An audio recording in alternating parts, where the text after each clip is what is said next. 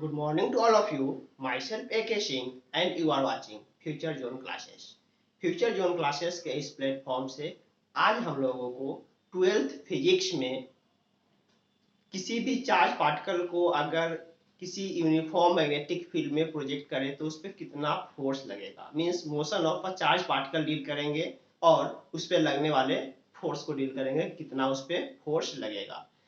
आप लोगों को याद होगा जब हम लोग इलेक्ट्रोस्टैटिक्स पढ़ रहे थे उस समय में पढ़े थे जब किसी चार्ज पार्टिकल को किसी यूनिफॉर्म फील्ड में फेंकते थे तो उस पर कितना फोर्स लगता था। वैसे ही आज हम लोग पढ़ेंगे जब किसी चार्ज पार्टिकल को यूनिफॉर्म मैग्नेटिक फील्ड में फेंकेंगे तब उस पर कितना फोर्स लगेगा, किस डायरेक्शन में फोर्स लगेंगे, यही सब चीजों को अपने को डील करना है। थोड़ा सा रिकैप कीजिए इलेक्ट्रोस्टैटिक्स का। जब हम लोग इलेक्ट्रोस्टैटिक्स में इलेक्ट्रिक फील्ड में किसी चार्ज क्यू को प्रोजेक्ट करते थे तो इस पे फोर्स लगता था क्यू इंटू ई, फोर्स लगते थे क्यू इंटू ई। लेकिन इस फोर्स के डायरेक्शन को भी हम लोग धीरे धीरे जज किए थे कि कभी स्ट्रेट लाइन पे मूव करता था, कभी पैराबोलिक पाथ हुआ करता था, अलग अलग कंडीशन पे। सेम उसी का डिस्कशन अपने को अब करना है मैग्नेटिक फील्ड में जाकर के। इसमें कुछ एजम्पशंस कर लीजिए। Let Q be a charge particle projected in uniform magnetic field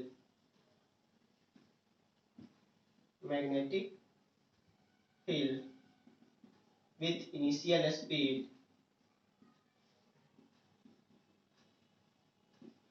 v,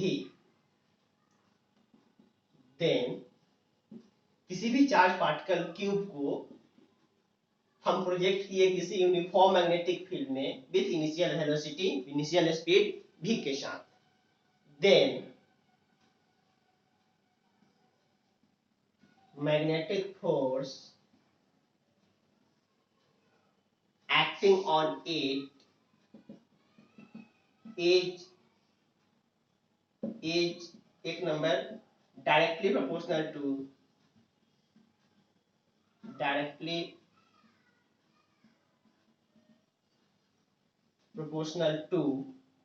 magnetic field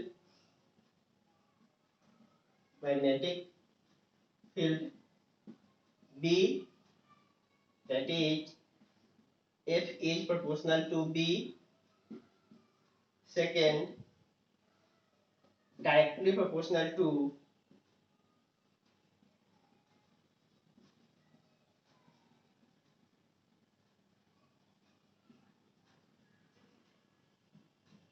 speed of charged particle,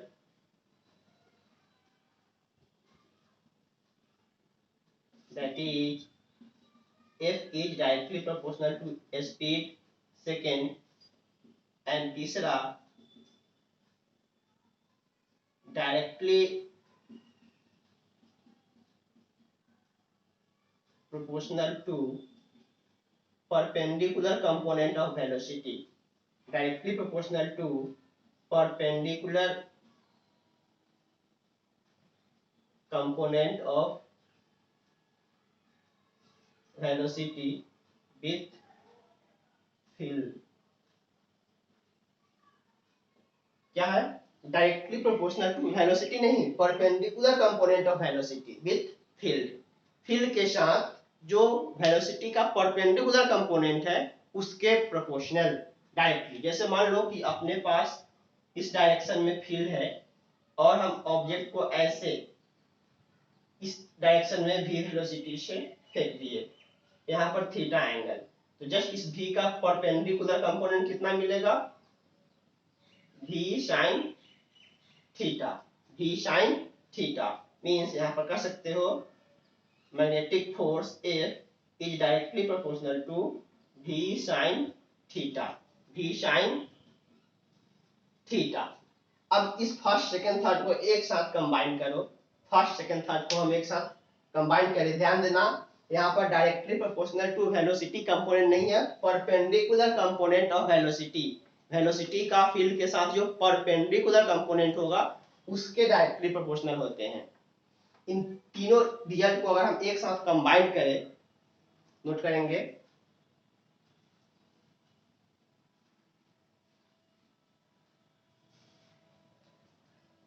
combining first, second and third, combining first, second and third, क्या निकल जाएगा? F is directly proportional to,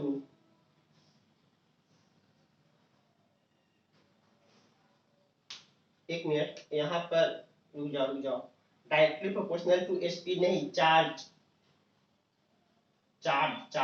sorry, directly proportional to charge of charge particle, directly proportional to B field, directly proportional to charge, और directly proportional to perpendicular component of velocity, means v into b into q into v sin theta. इसको equate करेंगे तो यहाँ proportional constant 1 आता है, means f is equal to q v b sin theta, f is equal to q B v sine theta या q v sine theta. जहां पर ये रहा बी वेक्टर, और इस तरीके से हम चार्ज पार्टिकल क्यू को प्रोजेक्ट किए हैं v स्पीड से, जहां पर इसका ये रहा थीटा, तो ये आएंगे v का perpendicular component v sin theta. फिर यहाँ पर नीचे मेंशन करोगे, फिर theta is angle between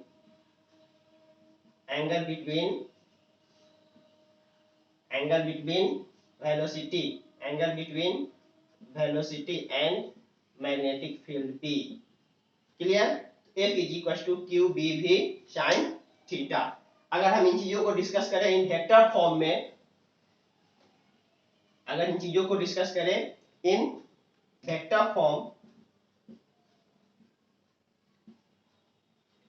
vector form F जो होता है Q into V cross B, velocity vector cross field vector. ऐसे भी A क्रॉस B करेंगे तो क्या वैल्यू आएगा? A B sine theta means v B sine theta.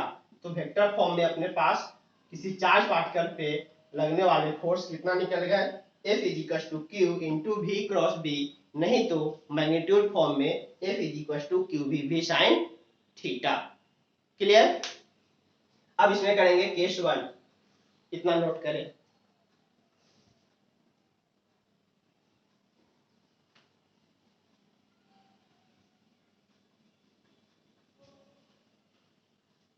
Case 1,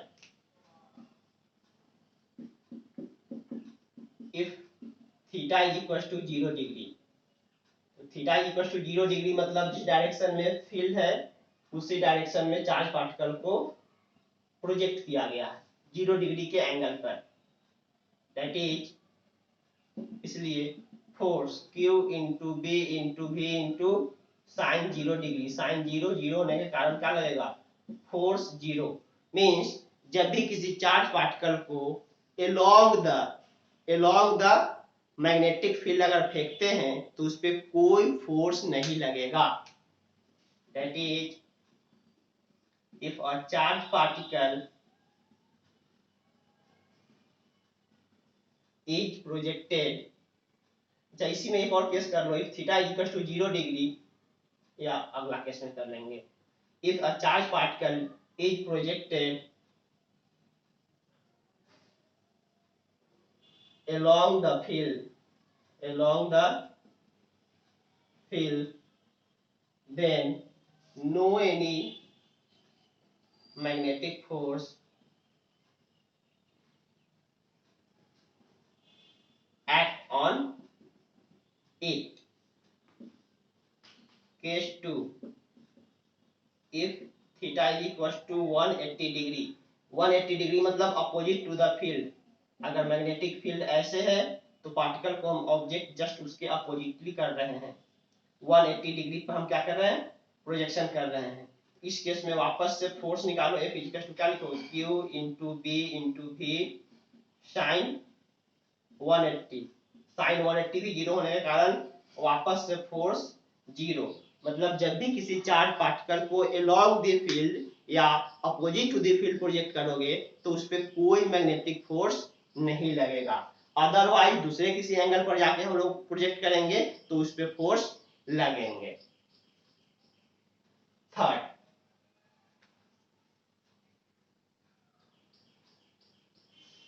case 2 कर लिए, केस 3 करेंगे। if theta is equals to 90 degree, if theta is equals to 90 degree, ये रहा केस थर्ड। देन इस तरीके से होगा, फील्ड ऐसे होंगे और प्रोजेक्शन परपेंडिकुलरली होगा। उस केस में F क्या निकलेगा, Q into B into v sine 90, sine 91 होते हैं, साइन 91 होता है, means F is equal to q B v. और इस केस में ये जो फोर्स निकलेगा ये निकलेगा मैक्सिमम फोर्स, मैक्सिमम फोर्स। 0 पे नो फोर्स, 180 पे नो फोर्स एंड 90 पे मैक्सिमम फोर्स कितना, q B v. Clear, note करें।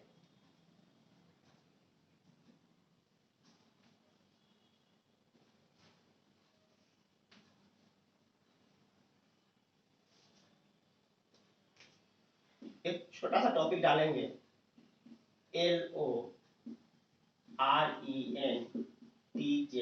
Lorentz force.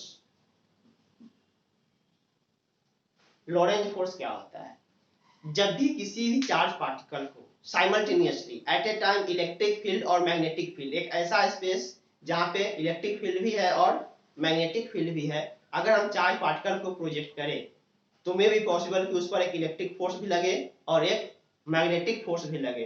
तो दोनों फोर्स का net force means vector sum of electric force and magnetic force is called Lorentz force. इसको define करेंगे,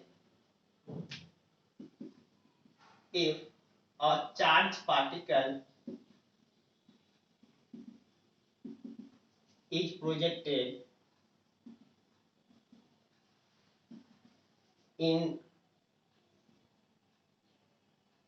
both electric and magnetic field at a time, means एक ऐसा reason जहां पे इलेक्ट्रिक फील्ड भी है और मैग्नेटिक फील्ड भी है। If a charged particle is projected in both electric and magnetic field at a time, then net force acting on it is called Lorentz force. Lorentz force, that is F Lorentz is equals to F electric plus F magnetic। F Lorentz is equals to F electric plus F magnetic, और vector form में सारा कुछ लिखा जा रहा है ना। F electric क्या जानते हो, Q into E, vector form में F इलेक्ट्रिक क्या जानते हो, Q into E, and F magnetic अभी पढ़े हो, Q इंटू वेक्टर फॉर्म में V cross B, Q into E V cross B का Q टाइम्स। इसलिए फर्स्ट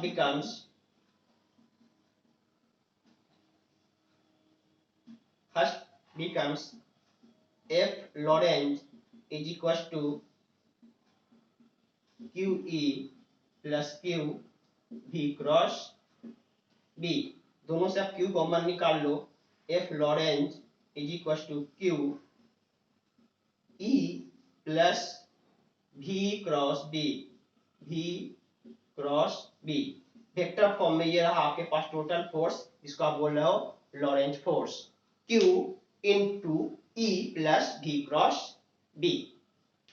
अब ये वेक्टर फॉर्म में ही ज्यादा बढ़िया रिजल्ट है, जैसे डाटा सप्लाई करेंगे उसके हिसाब से V क्रॉस B वैल्यू निकालेंगे, प्लस इलेक्ट्रिक फील्ड का वैल्यू जोड़ेंगे, देन चार्ज से गुना करेंगे, टोटल लॉरेंज फोर्स निकल के आएगा। आप सिंपल समझ लेना, किसी भी स्पेस में अगर इलेक्ट्रिक फील्ड और मैग्नेटिक फील्ड एक साथ वर्कआउट कर रहे हैं, देन किसी चार्ज पार्टिकल पे लगने वाला नेट फोर्स मींस इलेक्ट्रिक और मैग्नेटिक फील्ड का रिजल्टेंट क्या कहलाएगा, लॉरेंज फोर्स। कितना क्लियर है? नोट करें, इस पे कुछ क्वेश्चंस करवाते हैं।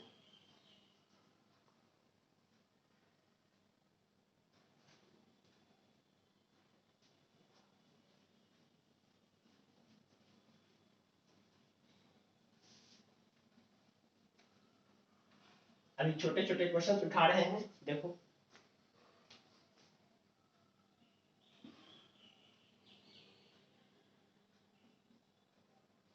एक चार्ज पार्टिकल को, फॉर्मूला बेसिस क्वेश्चन है,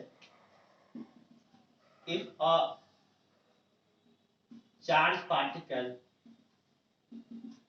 is projected northward, then projected in north direction, and magnetic field, if a charged particle is projected in north direction and magnetic field is in south direction, then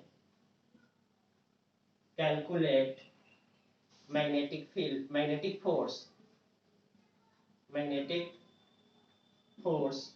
if Q is equals to 10 microcoulomb and B is equals to 1000 Tesla, B is equals to 1000 Tesla. हम एक charge particle को project किए north direction में, field है south direction में, तो उस पर कितना फोर्स लगेगा। ध्यान देना, एक नॉर्थ और एक साउथ, नॉर्थ डायरेक्शन और साउथ डायरेक्शन जस्ट एक दूसरे के अपोजिट। थीटा कितना सप्लाई कर दिया, 180। फोर्स कितना लगने जा रहा है, 0। क्यू सप्लाई कर दिया 10 माइक्रोकूलम, बी सप्लाई कर दिया 1000 टेस्ला, एंड थीटा क्या दे दिया, 180 डिग्री। क्यों, both are in opposite direction, इसलिए फोर्स क्या निकालोगे, क्यू बी भी, यहाँ वेलोसिटी सप्लाई भी नहीं किया, जरूरत भी नहीं है, q B v sine 180 degree, F is equal to 0। Directly हम डायरेक्शन देकर के आंसर कहेंगे, आंसर कितना है, 0। नेक्स्ट क्वेश्चन देखेंगे।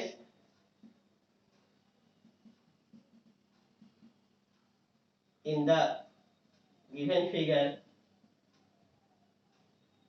find magnitude of magnetic force।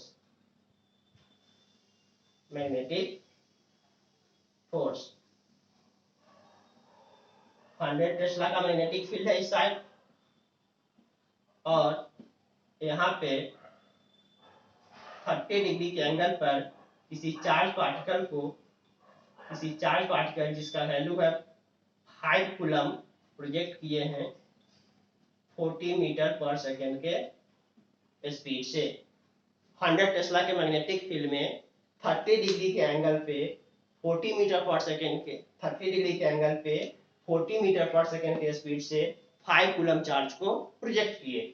यहाँ पे डायरेक्टली अपने क्या निकालना है, फोर्स का magnitude, Q B v sign 30 degree, charge दे रखा है 5 कूलम, बी है 100 टेस्ला, वेलोसिटी दे रखे हैं 40 मीटर पर सेकेंड, साइन 30 का वैल्यू हाफ, इसको कट कर दो, 20 means 5 into 20 into 100, 5 into 20 into 100, 20 25, so 100 into 100, 10 to the power 4 Newton, 10 to the power 4 Newton. Direction क्या रहेगा, तो डायरेक्शन सीधा बोल देंगे v क्रॉस b के डायरेक्शन में, v क्रॉस b। जब भी दो वेक्टर का क्रॉस कैसे करते हो, राइट हैंड थंब रूल से ही करते हो, v cross b, velocity vector ये, b वेक्टर ये, फोर्स किधर लगेगा, अंदर की तरफ। तो अभी हमें फोर्स के डायरेक्शन नहीं देखने हैं, डायरेक्शन पे हम लोग आएंगे, अभी फिलहाल मैग्नीट्यूड ही देख रहे हैं। डायरेक्शन के लिए फिर से आएगा फ्लेमिंग का लेफ्ट हैंड रूल, उस पर हम लोग सब कुछ डिस्कस करेंगे। फिलहाल आज हम लोग क्या देखा, किसी चार्ज पार्टिकल पे मैग्नेटिक फोर्स कितना लगता है, कौन कौन सा फैक्टर उसको परेशान करता है, दूसरा लॉरेंज फोर्स क्या होता है, और उस पर कुछ गिने चुने छोटे छोटे न्यूमेरिकल्स। इस पे आप जाकर के ढंग से बढ़िया बढ़िया न्यूमेरिकल्स आपको मिलेंगे, करो जो परेशानी होता है। फिर हम लोग मिलेंगे नेक्स्ट क्लास में, तब तक के लिए बाय।